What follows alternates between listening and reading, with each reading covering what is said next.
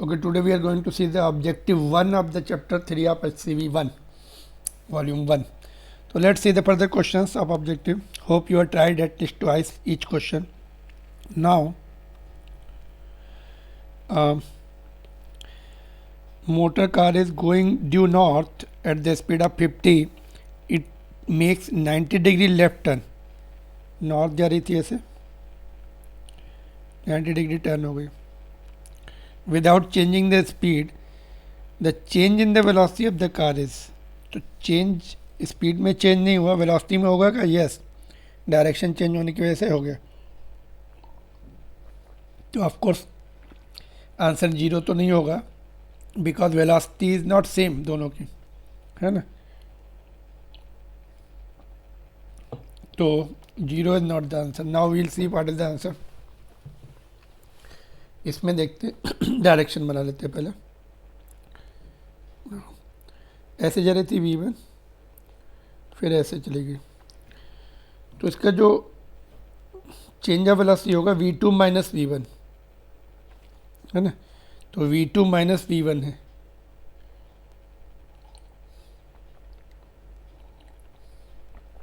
तो V2 जो as it is रखना है लेफ्ट वेस्ट की तरफ. V1 को माइनस, ये वेक्टर पलट जाएगा, ऊपर था अभी नीचे हो जाएगा क्योंकि माइनस करना है ना. Negative vector of any vector is direction change करनी पड़ती है. तो अभी दो वेक्टर्स हैं 90 डिग्री पे, उनका वेक्टर सम का फार्मूला क्या आएगा? Under root of a square plus under root of b square. दोनों 50-50 है ना. ऐसे होता है ना formula, root of a square plus b square plus 2ab cos theta. Vector पड़ा, कॉस थीटा 0 90 हो गया तो ये कॉस थीटा वाला टर्म 0 हो गया. तो ये वाला फार्मूला है ना. गेटिंग और नॉट. देखो फार्मूला यूज़ हमने कौन सा किया था, रूट ऑफ वेक्टर वाला, दो 90 वेक्टर जो है 90 डिग्री में. तो R is equal to a square plus b square plus 2ab cos theta वाला, ये वाला फार्मूला. तो ये लगा दिया उसमें. तो कॉस थीटा तो 90 डिग्री है तो 0 हो जाएगा. वेक्टर क्वांटिटीज के लिए ऑलवेज हम ये वाला फार्मूला यूज़ करते हैं, where a and B are the magnitude. यहाँ पे जो ये मॉड होते हैं ये वाले, ये कभी निगेटिव नहीं होंगे. तुम बोलोगे ये वेक्टर तो निगेटिव है ना सर, ये निगेटिव है तो यहाँ पे निगेटिव नहीं. ये तो ऑफ कोर्स टर्म 0 हो गया. आगे चल के भी कहीं पे ये एंगल 90 डिग्री नहीं होगा ना, तो वहाँ पे पॉजिटिव. ये मॉड का स्क्वायर, ये भी मैग्नीट्यूड का स्क्वायर, ये भी मैग्नीट्यूड, ये भी मैग्नीट्यूड ऑफ फैक्टर्स. डायरेक्शन क्या आएगी देखो, ये वाली वेस्ट डायरेक्शन है, ये साउथ है.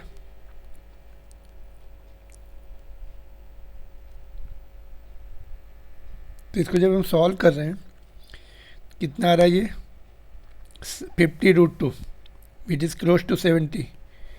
This is 50√2 which is 70 kilometre per our.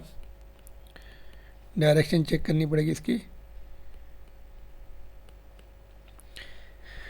तो ये नॉर्थ वेस्ट नहीं है डायरेक्शन, देखो चेंज करनी पड़ेगी. इट इज़ साउथ, पहले नॉर्थ में था ना, तो साउथ एंड वेस्ट की डायरेक्शन में आ रहा है ना, साउथ वेस्ट. साउथ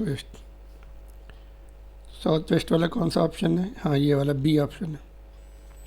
ठीक है.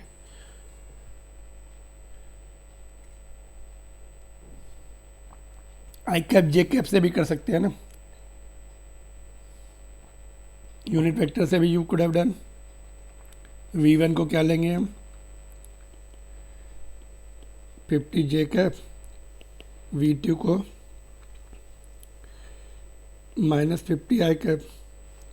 जहाँ पे वैल्यू पुट करेंगे देखो, V2 माइनस 50 आई कैप और ये तुम्हारा 50 जे कैप है ना. तो उनका जब मैग्नीट्यूड निकालते हैं ऐसे ही आएगा, डायरेक्शन के साथ वेक्टर आ जाएगा. V2 माइनस V1, देखो V2 माइनस V1 क्या है, माइनस 50 आई कैप माइनस 50 जे कैप. तो डायरेक्शन किधर आएगी, ये आई कैप माइनस और नीचे जाना पड़ेगा ऐसे, तो ये वेक्टर तुम्हारा इस तरह से आएगा, like this.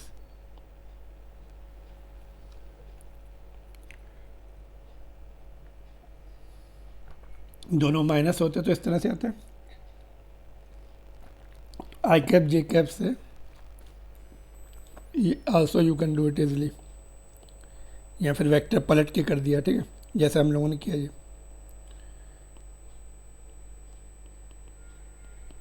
Okay, moving on to the next question. Direction में इसमें मिस्टेक होती है इस क्वेश्चन में मोस्ट ऑफ द टाइम। तो जनरली क्या मिस्टेक हो जाती है डायरेक्शन में, ऐसे, ये ऐसे जा रहा था, ये वेक्टर v1 हमने इधर ले लिया,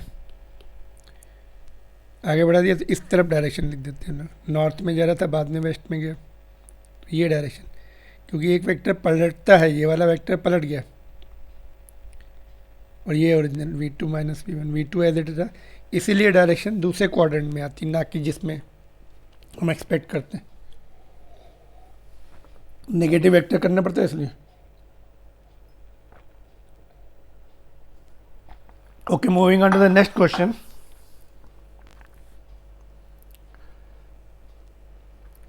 This figure shows the displacement time graph of the particle moving on the x-axis. पहले ऐसे किया, फिर ये उसका, ये गया नहीं एक्चुअली, ये डिस्प्लेसमेंट टाइम ग्राफ है, वो तो ऐसे मूव कर रहा है पार्टिकल, है ना, एक्स एक्सिस पे ऐसे मूव कर रहा है, बट टाइम भी कंज्यूम करता है, इसलिए वो ऐसे ग्राफ आता है उसका। पार्टिकल ऐसे नहीं मूव कर रहा है, it is moving like this. तो since displacement is also there, time is also there, time को हमने यहाँ लिया तो डिस्प्लेसमेंट को यहाँ लिया, तो यहाँ तक गया, है ना, ओरिजिन से कहीं यहाँ तक पहुँच गया, उसके बाद उसकी पोजीशन चेंज नहीं हो रही, यहाँ पर पहुँचने के बाद वो पोजीशन नहीं चेंज कर रहा, रुक गया, इसका मतलब पोजीशन नॉट चेंजिंग। तो जाने के बाद it is from origin, it has gone up to certain distance and come to the halt, और ये एंगल चेंज नहीं हो रहा, तो इसलिए कांस्टेंट वेलोसिटी से जा रहा है या कांस्टेंट स्पीड से। Particle is continuously going no, यहाँ पे आके रुक गया है। Particle is at rest no, यहाँ तक, मतलब ये उसका मोशन दिखा रहा है। The velocity increases up to the t1, velocity increase नहीं, पोजीशन चेंज हो रही है, यहाँ पे वेलोसिटी नहीं है, this is not the velocity, तो we can not say velocity, मतलब एंगल चेंज नहीं होता तो वेलोसिटी चेंज नहीं होती, ये इतना ध्यान रखो पोजीशन टाइम ग्राफ का। Particle moves at constant velocity up to a time t nought and then stops, यहाँ तक गया, यहाँ इस टाइम तक चला, उसके बाद रुक गया कांस्टेंट वेलोसिटी से। Equal displacement and equal interval of time देख सकते हैं ऐसे, तो इसीलिए कांस्टेंट। डी ऑप्शन करेक्ट है। ओके, डी ऑप्शन मार्क किया हमने। Question number next, particle at the velocity u towards east at t is equal to 0, its acceleration is towards west opposite direction में and is constant. Let x A and x B be the magnitude of displacement in the time first 10 second and next 10 second. 10 second में displacement x से और next 10 second में x B है, opposite acceleration है ना, तो कौन सा डिस्प्लेसमेंट कम होगा या ज़्यादा होगा या इक्वल होगा या नहीं निकाल सकते। तो इसमें क्या है, हमें ये पता नहीं है कि उस समय इनिशियल वेलोसिटी क्या है, उस ड्यूरेशन में उसका टाइम इंटरवल चेंज तो नहीं होगा, नहीं टाइम इंटरवल नहीं, डायरेक्शन तो चेंज नहीं होगी। अगर डायरेक्शन चेंज हो गई तो इंटरप्रिटेशन नहीं कर सकते फिर हम, और कब चेंज हुई वो भी नहीं, तो इसलिए information not sufficient to find out. हाँ, डायरेक्शन अगर चेंज नहीं हो तब हम निकाल सकते कैलकुलेशन में, तो we don't know whether the direction changes और नॉट, चेंज और नॉट, तो इसलिए इंटरप्रिटेशन मुश्किल है। D option.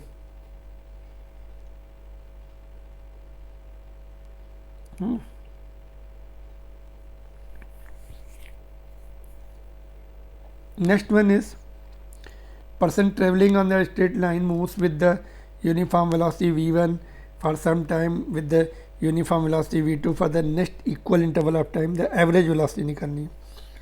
तो एवरेज वेलोसिटी की डेफिनेशन क्या होती है? Displacement upon time. तो डिस्प्लेसमेंट दो पार्ट ऑफ द जर्नी है, x1 प्लस x2, और x is equal to displacement is equal to speed और velocity into time, equal interval of time, same time दिया है ना, तो t सभी में सेम लेना। तो ये भी v2 इंटू टी, ये h2 हो जाएगा, total time t plus T 2t हो जाएगा, तो t कॉमन लेके कैंसिल हो जाएगा, तो v1 प्लस v2 बाई 2। ठीक है, next one is a person traveling on the straight line moves with the constant with the uniform velocity v1 for distance x and with uniform velocity v2 for the next equal distance x। ऊपर time equal थे, है ना, यहाँ पर distances equal हैं, दोनों different question हो गए, है ना। सपोज यहाँ तक गए v1 से, फिर आगे v2 से गए, है ना, तो एवरेज वेलोसिटी निकालनी है।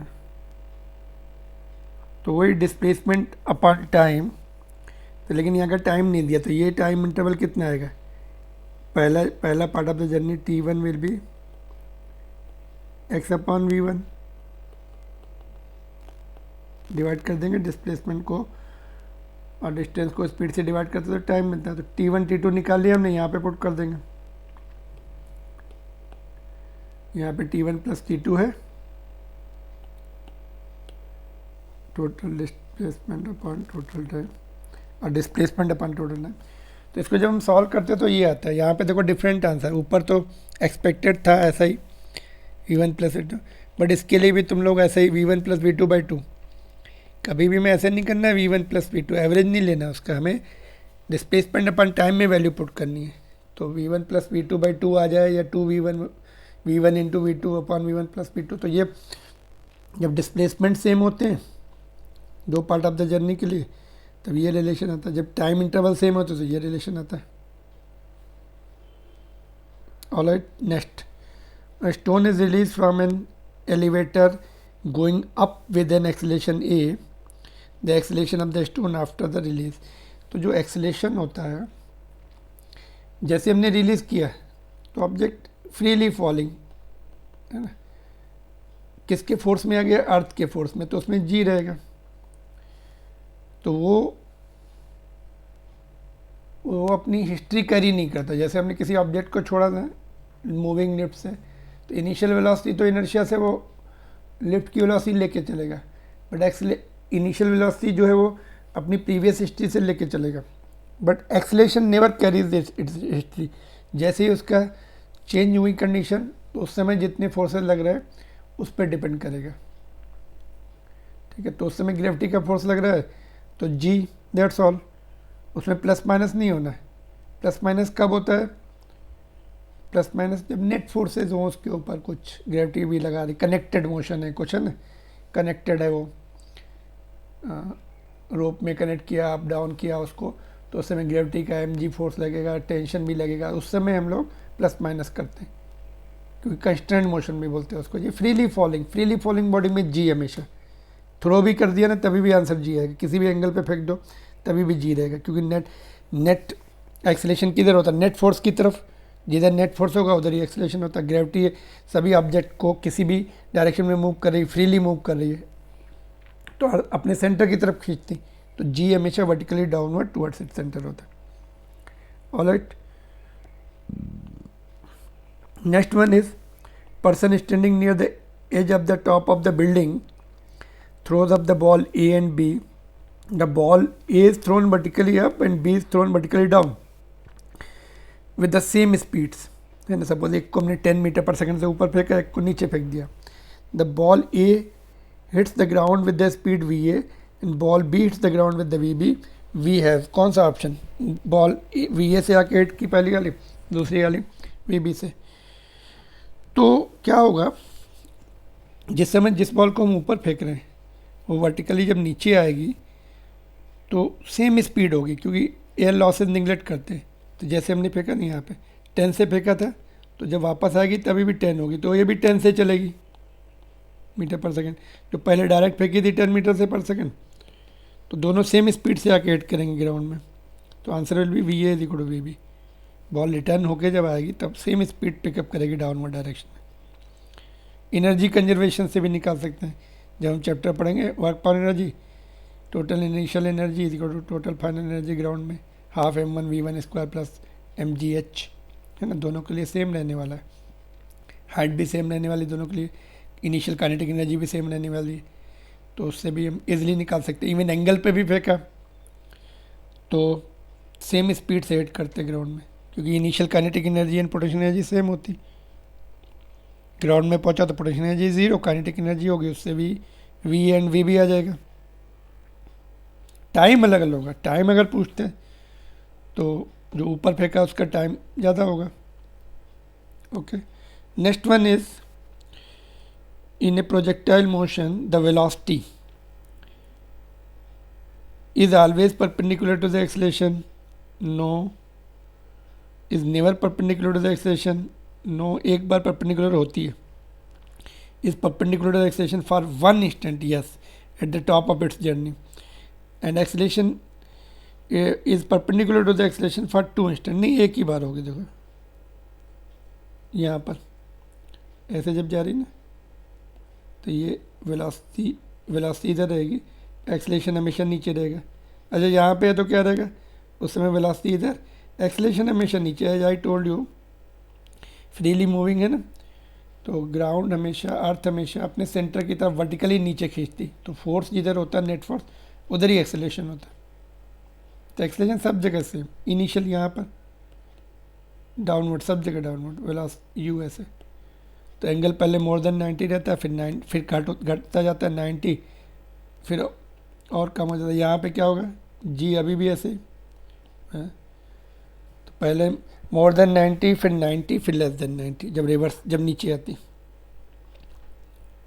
ठीक है, तो सी ऑप्शन है। 9th देखते, 2 bullets are fired simultaneously in horizontally and with different speeds from the same place, which bullet will hit the ground first? एक को हॉरिजॉन्टली फायर किया 2 अलग अलग स्पीड से ना, सपोज एक 1000 मीटर पर सेकंड से फायर किया, दूसरे को 2000 मीटर पर सेकंड से, depending upon type of the gun से ना। हम कुछ नहीं कर सकते, गन डिफरेंट होंगी तो डिफरेंट स्पीड से जाती। बट एक तो वन इज UX1 और दूसरी थोड़े कम है UX2 से, है ना। तो देखते उसमें इनिशियल वर्टिकल वेलोसिटी, देखो दोनों में वर्टिकल वेलोसिटी के कंपोनेंट होंगे नहीं, ये 0 होगा। देखो तो initial vertical component of velocity is 0, vertical direction में इसका कोई भी कंपोनेंट नहीं आ रहा है। तो अगर हम टाइम निकालें वर्टिकल डायरेक्शन में यूज़ करें इसको, डाउनवर्ड डायरेक्शन प्लस ही ले लो, तो UXT, तो ये टर्म तो 0 ही हो गया, हाफ AT स्क्वायर, है ना। तो AY मतलब G रहेगा, यहाँ पर G आ जाएगा। अभी हमने AY इज G, ठीक है, तो इसको हम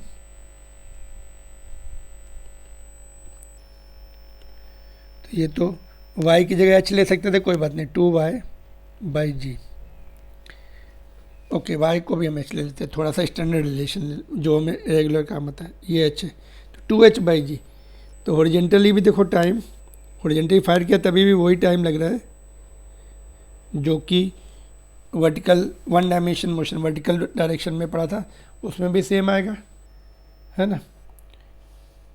वहाँ से रिलीज किया, वर्टिकली रिलीज किया तो क्या आएगा, H is equal to half GT square, तो T is equal to 2H/G। तो हॉरिजॉन्टली फायर कर रहे हैं तभी भी उतना ही टाइम लग रहा है जो वर्टिकली, अगर थर्ड बुलेट को हमने वर्टिकली छोड़ दिया, 2 को हॉरिजॉन्टली फायर किया, थर्ड को वर्टिकली छोड़ा, हाथ में है तुम्हारे बुलेट, 2 गन के अंदर उनको फायर कर दिया, 3 लोग हैं, 2 ने बुलेट को हॉरिजॉन्टली फायर किया, थर्ड के पास बुलेट बाहर हाथ में ही है उसके, उसने छोड़ दिया ग्राउंड, तो वो भी इतना ही टाइम लगाएगी, ग्राउंड में सब एक साथ पहुंचेंगे। ठीक है, क्योंकि सबके लिए यही टाइम का फार्मूला, सभी के लिए h सेम है, g सेम है, ग्रेविटी धरती में भी इक्वली एक्सेलेरेशन लगा रही है ना, तो ये टाइम देता है। Okay, next one is 10th question. The range of projectile fired at an angle of 15 degree is 50 if it is fired with the same speed change नहीं करना है, at an angle of 45, तो कौन सी range होगी? तो you तो दिया नहीं है, निकालना मुश्किल है, but common sense, law of common sense लगा सकते हैं। इसमें 50 है तो 50 से ज़्यादा ही आंसर आना चाहिए। ये 25, 37 एंड 50, 45 पे वैसे भी मैक्सिमम होता है ना। 45 की तरफ एंगल जब 45 अप्रोच होता है तो रेंज भी बढ़ती जाती है, 45 पे मैक्सिमम हो जाती है, फिर घटने लगती है। तो एक ही ऑप्शन 50 से ज़्यादा दिया, 100। दो दिए होते तो फिर हम बोलते नहीं इनिशियल वेलोसिटी भी बताओ, तब हम कैलकुलेट कर सकते हैं, अदरवाइज नॉट। तो कॉमन सेंस से D, maximum at 45, range maximum at 45, therefore more than at 15 degree which is 50 से ज़्यादा तो 100।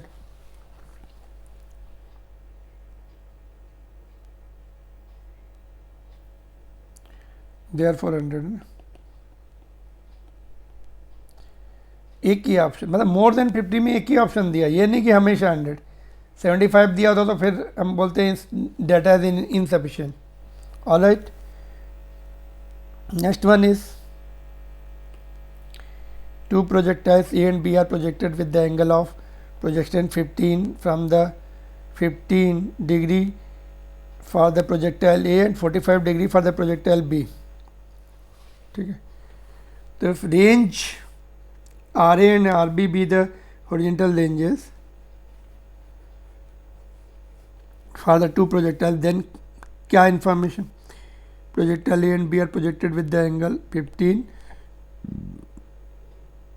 है ना, ए के लिए 45 बी के लिए, तब जो है क्या बोल सकते हैं 45 पे मैक्सिमम होगा? नो, स्पीड भी तो चाहिए ना पहले। यू आल्सो मैटर, रेंज में देखो u square sine 2 theta by g होता, तो यू स्क्वायर भी आता ही है ना।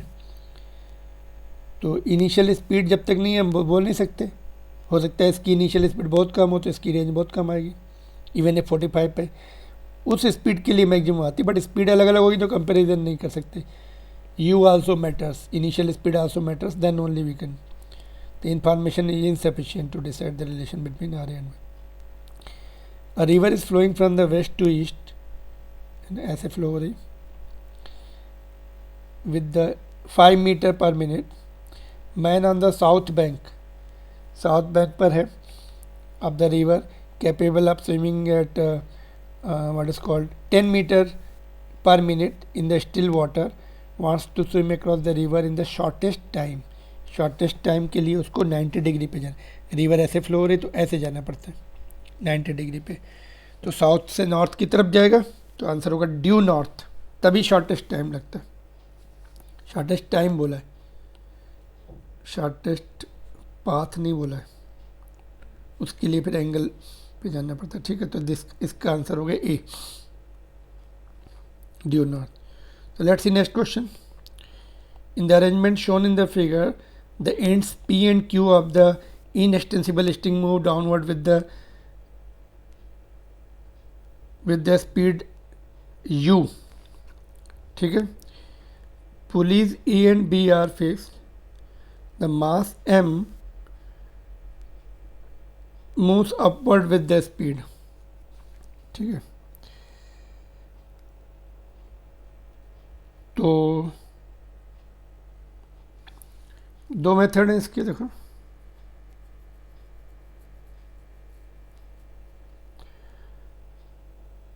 Just will start the questions from,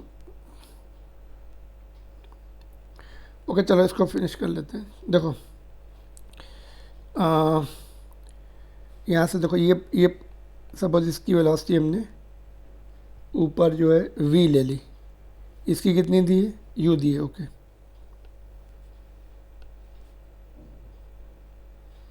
तो ये हमने v ले ली ऊपर, ठीक है, तो दो पहले मेथड से देखते हैं। देखो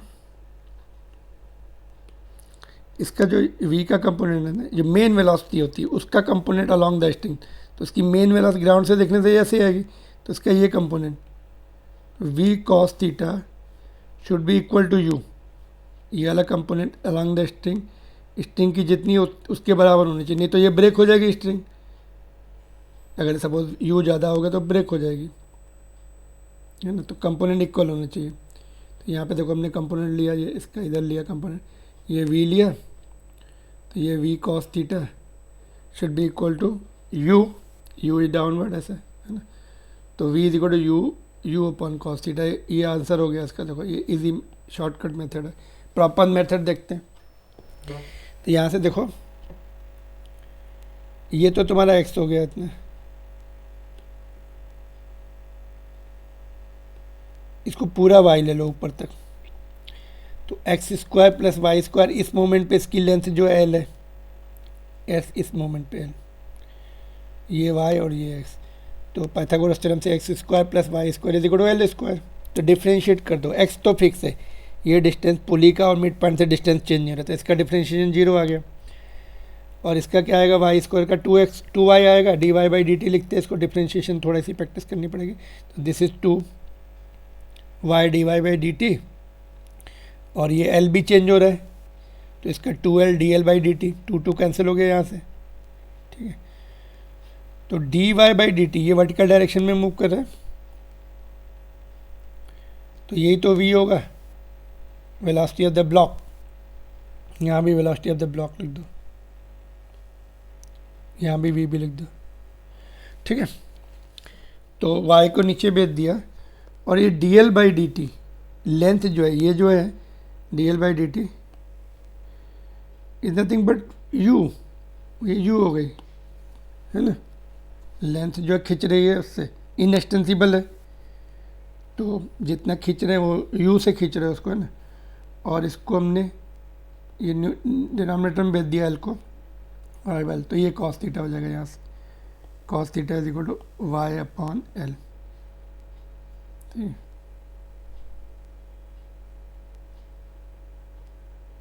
तो इधर से जो खींच रहे हैं उसका इफेक्ट जो है सेम रहने वाला है, ये नहीं कि वो डबल स्पीड से आएगा। सिमेट्रिक कंडीशन मेंटेन करने के लिए इधर से भी खींचना पड़ेगा, है ना। तो एक साइड से किसी से भी निकालो,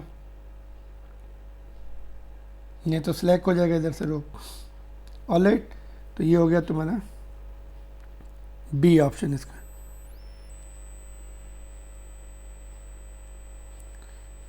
ऑब्जेक्टिव 2 पर आते हैं। Consider the motion of the tip of the minute hand of clock in 1 hour. Minute hand पूरा 1 आवर में ऐसे घूम जाता है ना,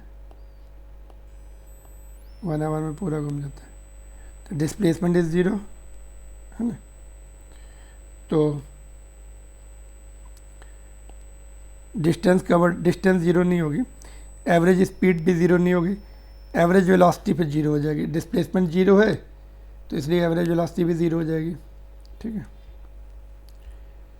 तो ये देखो, particle moves along the x axis as this relation. तो इनिशियल वेलोसिटी निकालनी है, एक्सेलरेशन निकालना है, तो पहले इसको थोड़ा सिंप्लीफाई कर लेते हैं। एस स्टैंड फॉर सेकेंड्स, है ना,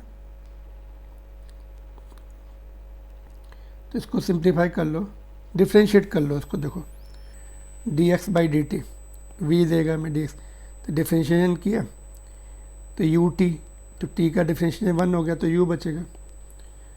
ये 2 सेकेंड्स,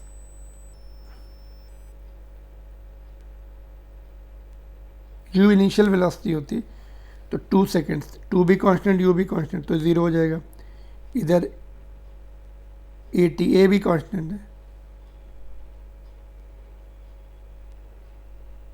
ठीक है। तो यहाँ पे डिफ्रेंशिएशन, ये टी वेरिएबल है, 2 आगे आ गई तो ये 2a हो गया, और अंदर का डिफ्रेंशिएट करना पड़ता है, t का 1 इसका 0, तो ये t minus 2।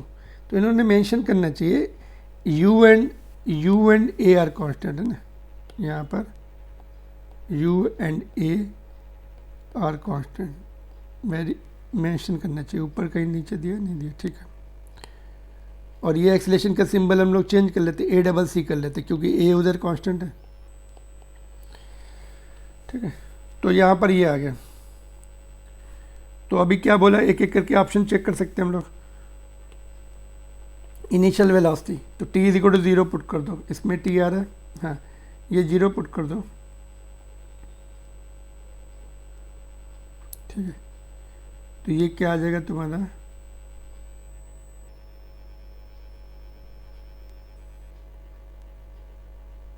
Initial velocity of the particle is u। तो नहीं, ये नहीं आ रहा है, मतलब u प्लस समथिंग आ रहा है, u प्लस 2a आएगा, तो ये रॉन्ग हो गया। The acceleration of particle is a, तो डिफ्रेंशिएट किया तो ये a नहीं आ रहा है, 2a आ रहा है, तो acceleration of particle is 2a, हाँ ये सही है, सी ऑप्शन करेक्ट है। At t is equal to 2 particle is at origin, तो 2 पुट कर दो यहाँ पे, x जो है पोजीशन बताएगा, तो ये 2 पुट कर दिया, ये 2 2 कैंसिल हो जाएगा, यहाँ भी 2 पुट कर दिया, ये भी 2 2 कैंसिल हो गया, तो x इज इक्वल टू 0 आ जाएगा। चेक करके देखें, यहाँ पे देखो, हमें चेक करना है इनिशियल का मतलब क्या होता है, नहीं at is equal to 2 is equal to 2 seconds put कर देंगे ऊपर, इनिशियल मतलब 0 होता है, t इज इक्वल टू 0 होता है, जो हमने ऊपर चेक किया। तो ये u 2 माइनस 2 सेकेंड, ये 2 माइनस 2, s नहीं लिख रहा हूँ मैं, तो ये भी 0, ये भी 0 हो गया, ब्रैकेट वाला टर्म 0 है, तो x is equal to 0, therefore at origin, position उसकी ओरिजिन पर, तो ये ऑप्शन भी सही है, ठीक है। तो यहाँ पर डिफ्रेंशिएशन यूज होगा, ऑलराइट। नेक्स्ट क्वेश्चन है, pick up the correct statements. Average speed of the particle in the given time is never less than the magnitude of average velocity. सही है, स्ट्रेट लाइन में जा रहा है तो इसलिए इक्वल आता है, डायरेक्शन चेंज हो गई तो डिस्टेंस ज़्यादा होता है, तो एवरेज स्पीड ज़्यादा होती है सेम टाइम में। तो average speed of particle never less than, या तो इक्वल आएगा या ग्रेटर आएगा, तो ये option correct. It is possible to have situation in which mod of d v by d t is not equal to 0। ये होगा क्या, देखो वेलोसिटी, तो ये एक्सेलेरेशन का मैग्नीट्यूड 0 नहीं है, d v by d t क्या होता है, एक्सेलेरेशन, एक्सेलेरेशन नॉन ज़ीरो है ना, सपोज से एक्सेलेरेशन 10 मीटर पर सेकेंड स्क्वायर है फॉर एग्जांपल, बट ये 0 है। इसका मतलब क्या होता है, जब मैग्नीट्यूड लेके डिफ्रेंशिएट करते हैं तो इसका मतलब होता है rate of change of speed, rate of change of speed, जब हमने वेलोसिटी का मॉड ले लिया तो इसको क्या बोलेंगे, rate of change of speed.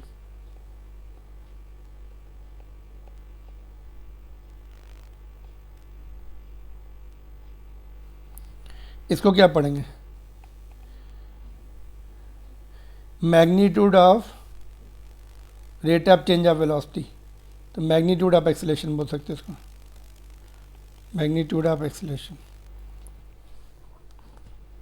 या फिर magnitude of change of velocity, magnitude of change of velocity, rate of change of velocity, acceleration हुआ ना, magnitude of rate of change of velocity, ठीक है। तो दोनों अलग अलग है, देखो rate of change of speed, अभी ऐसा हो सकता है, देखो यूनिफॉर्म सर्कुलर मोशन में क्या होता है, स्पीड चेंज नहीं होती, तो rate of change of speed 0 आ जाती है, बट सेंटीपिटल एक्सेलेरेशन रहता है हमेशा, जो मैंने बताया ना, calculate v square by r से कैलकुलेट कर लो। अभी यूनिफॉर्म सर्कुलर मोशन पढ़ा नहीं तुमने, तो जब वो आएगा तुम्हारे लिए ईजी हो जाएगा। जब तो क्या होगा, तो ये सेंटीपिटल एक्सेलेरेशन का मैग्नीट्यूड होता है, उसका डायरेक्शन निकाल दो, ये कुछ आ जाएगी वैल्यू यूनिफॉर्म सर्कुलर मोशन में 10, 15, 2, 3 जो भी है, depending upon how fast it moves, v square by r होता है। तो मूव तो करें ना सर्कुलर मोशन में, है ना, सपोज वी कुछ है, आर 1 है, वी 4 है सपोज, तो 16/1 इतना आ जाएगा 16, बट स्पीड तो उसकी कांस्टेंट है, उसका रेट चेंज ही नहीं हो रहा, तो 0 हो जाएगा। तो yes, it is possible to have the situation in which this is non zero, centripetal acceleration होता है और rate of change of speed जो है 0 होती है यूनिफॉर्म सर्कुलर मोशन। तो देखिए आंसर में क्या लिखा है, इन यूनिफॉर्म सर्कुलर मोशन। सी क्या है देखो, the average velocity of the particle is 0 in time interval. It is possible that instantaneous velocity is never 0 in that interval. हाँ वही फिर से यूनिफॉर्म सर्कुलर मोशन या सर्कुलर मोशन भी बोल सकते हैं। यहाँ से यहाँ आ गया तो एवरेज वेलोसिटी 0 हो गई, बट वेलोसिटी सभी जगह है उसके पास, नॉन ज़ीरो चल रहा है वो। C is also correct. D में क्या है, the average velocity of the particle moving on the straight line is 0। Average velocity of the particle moving on straight line is 0 in time interval, certain time interval में। It is possible that the instantaneous velocity is never 0। No it is not possible, because straight line में अगर जा रहा है तो जो है average velocity of particle is moving on the, तो क्या होगा, जस्ट देखो average velocity of particle moving on the straight line is 0। तो 0 कब होगा, जब वापस आ जाए वो, तभी 0 हो सकता है। वापस नहीं आया तो 0 कैसे होगा, स्ट्रेट लाइन में जा रहा है ना। टर्निंग इन्वॉल्व होगी तो टर्निंग इन्वॉल्व होगी। It is possible that the instantaneous velocity is never 0, तो नेवर नहीं, इट इज़ नेवर हो गया तो वापस आएगा नहीं, तो it has to be 0 somewhere, ऐसे टर्न होके फिर उसको वापस आना पड़ेगा यहाँ पे। तो यहाँ पर तो 0 होगा ना, तो नेवर दिया इन्होंने, not possible in that case, तो ये रॉन्ग हो गया। An object may have varying speed without having varying velocity. जब स्पीड ही चेंज हो रही है तो वेलोसिटी तो चेंज होगी ना उसकी। इंस्टेंटेनियस वैल्यू की बात कर रहे हैं, स्पीड मतलब इंस्टेंटेनियस, और ये भी इंस्टेंटेनियस। तो स्पीड चेंज हो रही है तो मैग्नीट्यूड चेंज हो रहा है इसका, तो वेलोसिटी भी चेंज होगी। Varying velocity without having the varying speed, yes it is possible. Uniform circular motion फिर से वेरिंग वेलोसिटी, डायरेक्शन चेंज हो रही ठीक है, और स्पीड चेंज नहीं हो रही, तो B in uniform circular motion. Non zero acceleration without having varying velocity,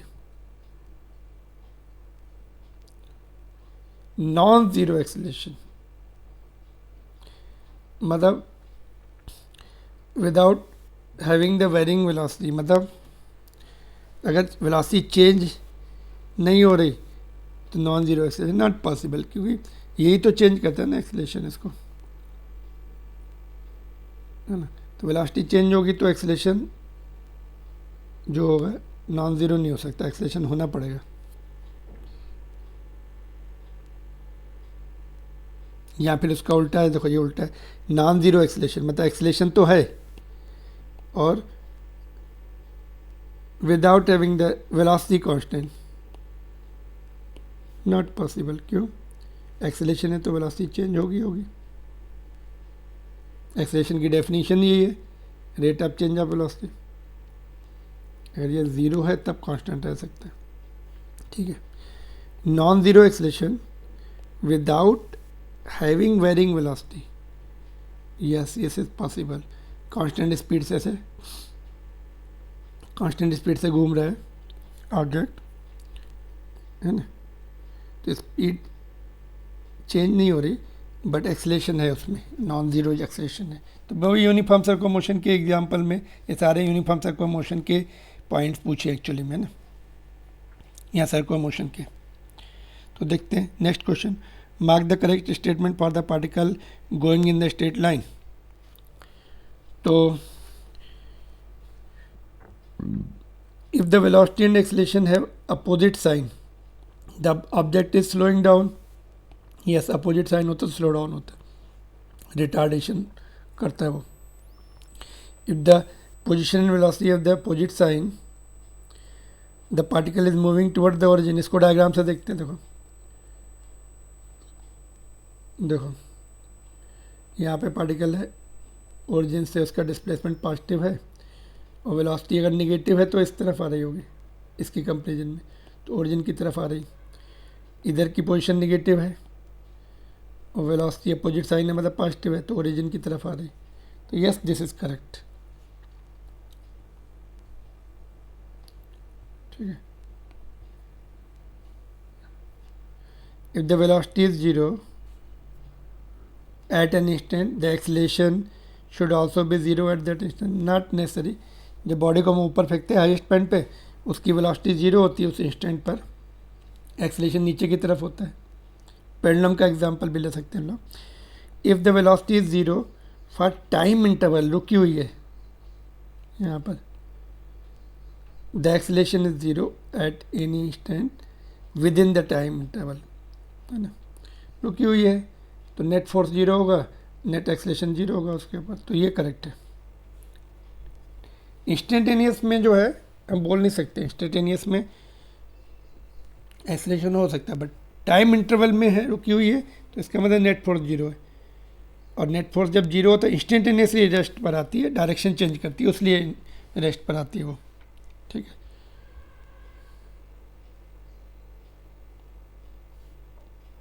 right, तो ये सही है। Next one is the velocity of the particle is zero at t is equal to zero, the acceleration at t is equal to zero must be zero, ऐसा नहीं है ना। जैसे body को हमने ऊपर फेंका, हाईएस्ट पॉइंट पे जब पहुंची, ठीक है, तो उस समय उसकी टी इज इक्वल टू, उस समय t is equal to zero लिया, velocity of the particle is zero at t is equal to zero, acceleration t is equal to zero must be zero, no, acceleration नीचे की तरफ होता है, तो acceleration में भी ज़ीरो है ना, कुछ और सिचुएशन है तो उसमें जीरो होगा, बट मस्ट मतलब समय हमेशा हर केसेस पे कवर करता है, तो मस्ट वाले मोस्टली जो है बहुत राइट नहीं आते। If the acceleration is zero for t is equal to zero to t is equal to 10 second, है, रुकी हुई बॉडी कहीं पर, तो 0 से 10 तक उसका एक्सलेशन जीरो ही है। The speed is also zero in this interval, तो t is equal to zero मतलब शुरू में रुकी हुई है वो, t is equal to zero से स्टार्ट किया है ना, तो speed is also zero, initial condition initial दी हुई है यहाँ पे उन्होंने, देखो ये दिया हुआ है, ये नहीं दिया होता तो फिर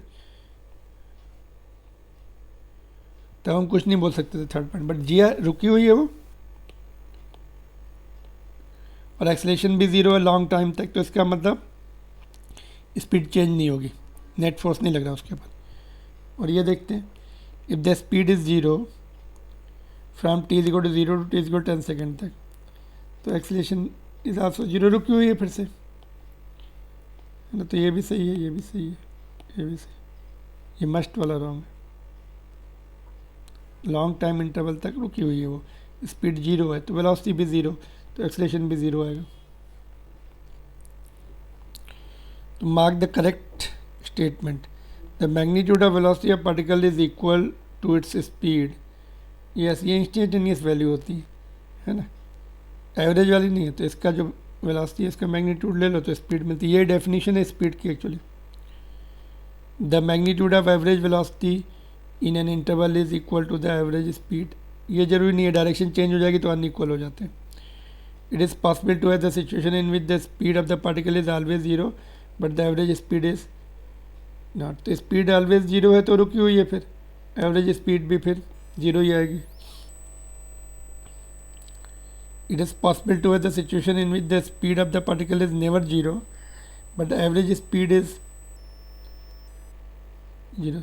तो स्पीड अगर नहीं, स्पीड इज नेवर जीरो है ना, चल रही है इसका मतलब, थोड़ी भी चली तो एवरेज स्पीड उसकी नॉन जीरो हो जाती है, तो ये भी रॉन्ग है। The velocity time graph of the particle moving in the straight line is shown in the figure. 10 थी, फिर 10 सेकेंड में ज़ीरो हो गई, फिर उसके बाद वापस निगेटिव हो गई। The particle has constant acceleration, हाँ, जब स्लोप चेंज नहीं होता है तो कांस्टेंट एक्सेलेरेशन होता है। द पार्टिकल हैज़ मतलब same change of velocity in same interval of time, 10 second में इतना चेंज हुआ, फिर नेक्स्ट 10 सेकेंड में इतना चेंज हुआ, अपोजिट डायरेक्शन में हो रहा है, but it is angle is not changing, और यूनिफॉर्म एक्सेलेरेशन है, equal change of velocity in equal interval of time, ठीक है। तो ये the particle has constant acceleration, the particle has never turn around, no, यहाँ पे ज़ीरो हो गई थी वेलोसिटी, फिर निगेटिव हुई है, मतलब पार्टिकल ऐसे गया, ऊपर फेंका हमने, इनिशियली वेलोसिटी 10 है, धीरे धीरे ज़ीरो हो गई, यहाँ पे पहुँच गया, फिर टर्न कर रहा है ऐसे निगेटिव डायरेक्शन, ये प्लस डायरेक्शन में वेलोसिटी थी, ये माइनस डायरेक्शन में वेलोसिटी, नीचे का पार्ट माइनस है, ऊपर का प्लस है। यहाँ देखो प्लस भी माइनस दिख रहा है। तो पार्टिकल हैज नेवर टर्न, तो it is turn. Particle has zero displacement, नहीं ज़ीरो नहीं बोल सकते वो, उसके बाद और नीचे भी जा रही है, टॉप ऑफ द टावर से फेंका ऐसा, फिर यहाँ आई और नीचे जा रही है, देखो यहाँ तक बढ़ती जा रही है ना, तो जीरो डिस्प्लेसमेंट नहीं बोल सकते। The average speed in the interval 0 to 10 is the same as the average speed in the interval 10 to 20, यहाँ तक का।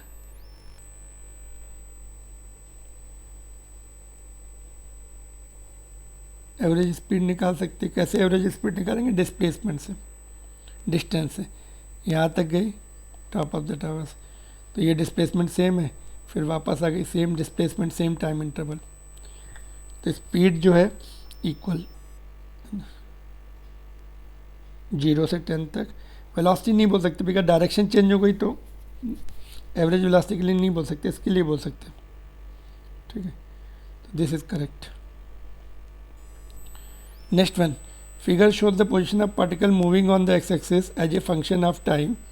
The particle has come to rest 6 times. तो देखो जहाँ पे डायरेक्शन, जहाँ पे स्लोप 0 होता है, यहाँ पे रेस्ट आके रेस्ट पे आई होगी 2, यहाँ भी 1 2 3 4 5 6, यस। मैक्सिमम स्पीड है t = 6 यहाँ पर, तो यहाँ पर जो स्लोप है ऐसे change of displacement in time interval कम है एज कम्पेयर टू, यहाँ पे ज़्यादा है, सेम टाइम इंटरवल में ज़्यादा डिस्प्लेसमेंट चेंज होगा, तो 2 के आसपास ज़्यादा है, 6 पर मैक्सिमम नहीं है। The velocity remains positive for t = 0 to 6, नहीं, वेलोसिटी जो है स्लोप इधर पॉजिटिव है, यहाँ से यहाँ तक इधर नेगेटिव है, डिस्प्लेसमेंट कम हो रहा है ना, तो पॉजिटिव नहीं है सभी जगह, कहीं पे पॉजिटिव है, स्लोप जो है इस तरफ पॉजिटिव, इधर नेगेटिव, फिर यहाँ पे पॉजिटिव है, फिर नेगेटिव, पॉजिटिव नेगेटिव, यहाँ पे 0, ठीक है।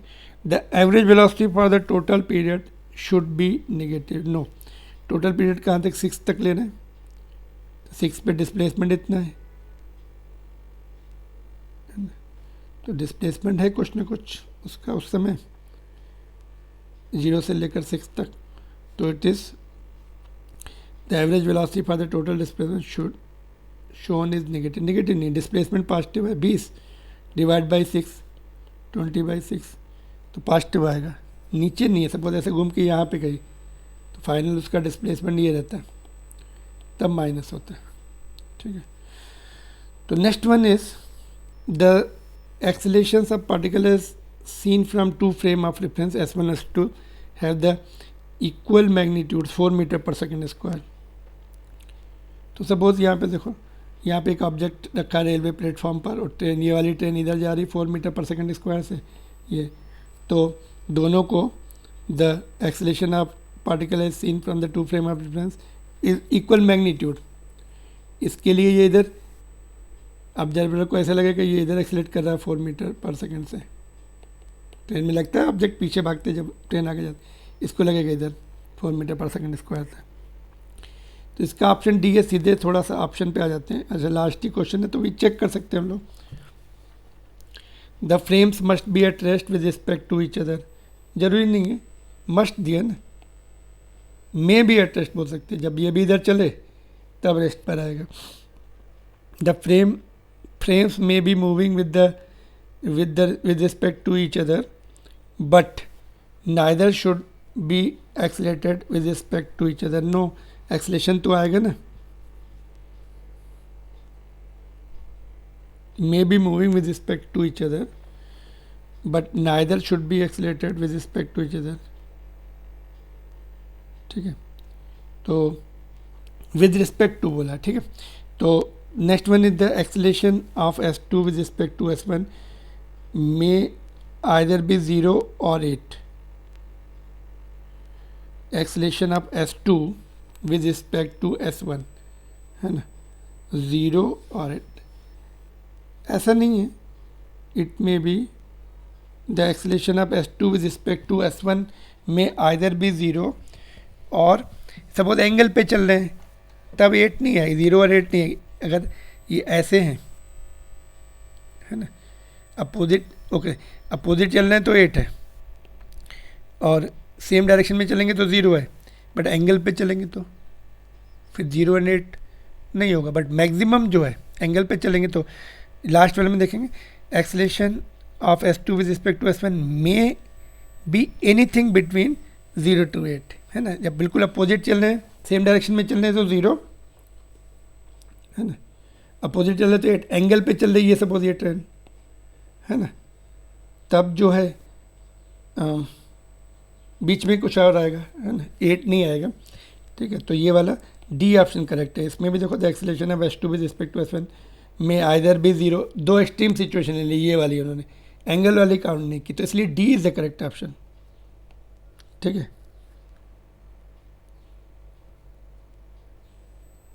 ऑल राइट, चलो फिर दैट्स ऑल।